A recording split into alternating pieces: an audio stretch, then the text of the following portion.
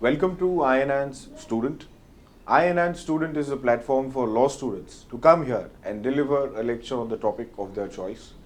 Today we have with us law student Jessel Rodrigues. She is going to speak on Independence of Judiciary. She is from KES Shri Jayanatilal H Patel College of Law.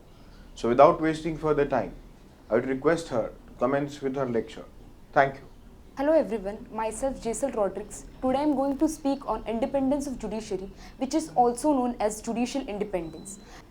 There are three main pillars of constitution. The first is legislature, second is judiciary, and the third one is executive.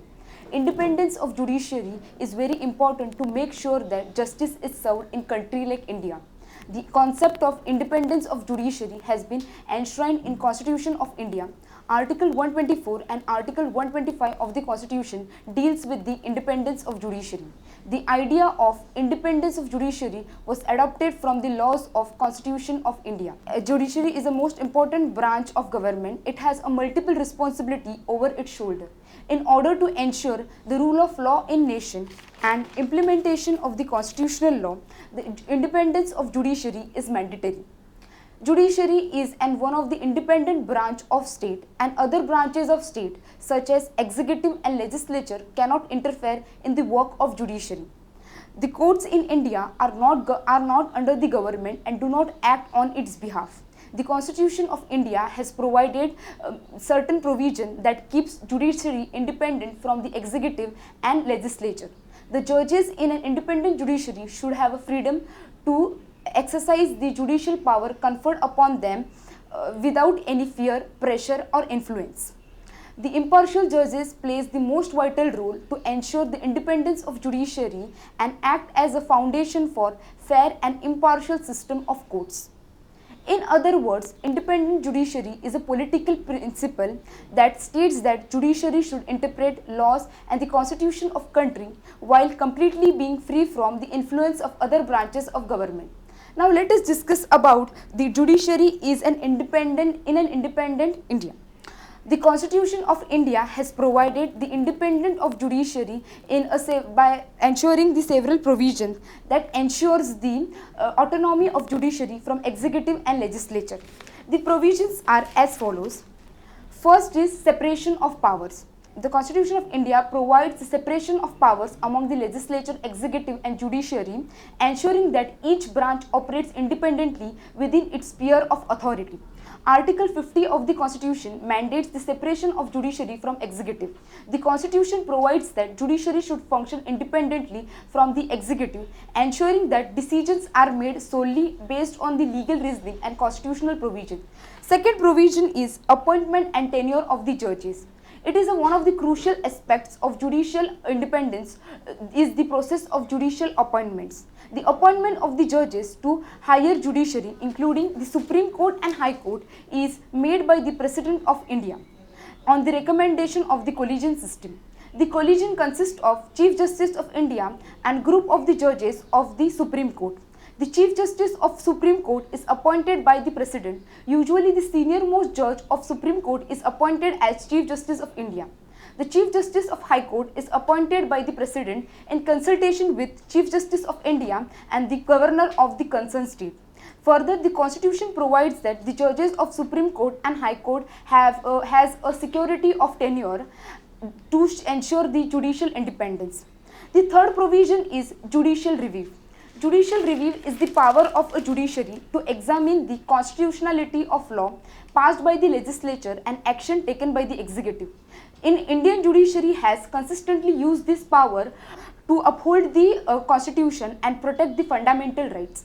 Under the Article 13 of the Constitution, the judiciary has authority to strike down any law that is inconsistent with the Constitution. This power of judicial review is essential to maintain the supremacy of Constitution.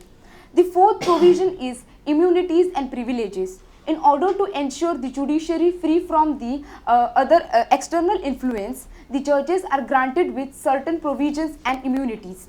For example, judges cannot be personally sued for the action taken in the course of their duties. This immunity empowers the judges to make decisions without any fear of personal retribution. Further, judges are entitled to the financial autonomy to manage the judiciary budgetary needs, which reduces the possibility of external influence. The last provision is financial independence.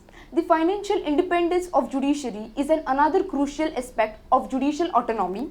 In India, the judiciary is funded by the Consolidated Fund of India, and allocation of fund is managed independently from the executive. This ensures that judiciary is not dependent on executive for its functioning. Now let us discuss the independence of judiciary in some of the landmark cases. The first case is Indira Gandhi versus Raj Narayan. It is one of the significant case of judicial independence where Allahabad High Court declared Indira Gandhi, the then Prime Minister of India, guilty of the electoral malpractices. This decision is marked as a bold stance against the executive, ensuring that no one, not even the Prime Minister, is above law. This case highlighted the judiciary's role in keeping the executive in check and maintaining the democratic principle. Second case is Supreme Court Advocate on Record Association versus Union of India. In this case, Supreme Court struck down the National Judicial Appointment Commission Act. The National Judicial Appointment Commission Act sought to place control over the appointment of the judges in the hands of executive.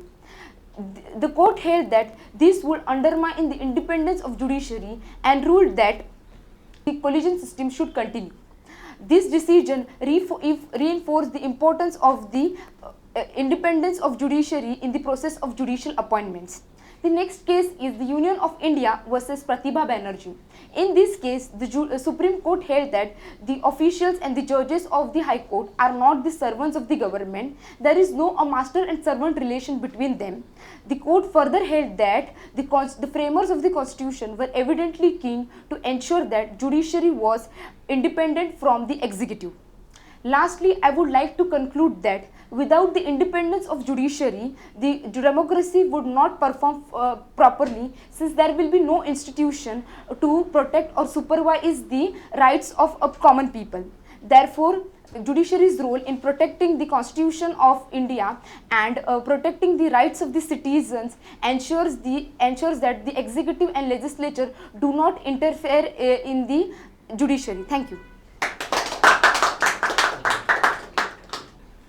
Jessel, thank you. It was a nice listening as regards the overview of the independence of judiciary, in which you had covered a lot of topics like immunity of the judges, appointment of judges, their tenures, the financial independence. So it was nice hearing to this topic. Thank you, and a small token from Hammurabi to you.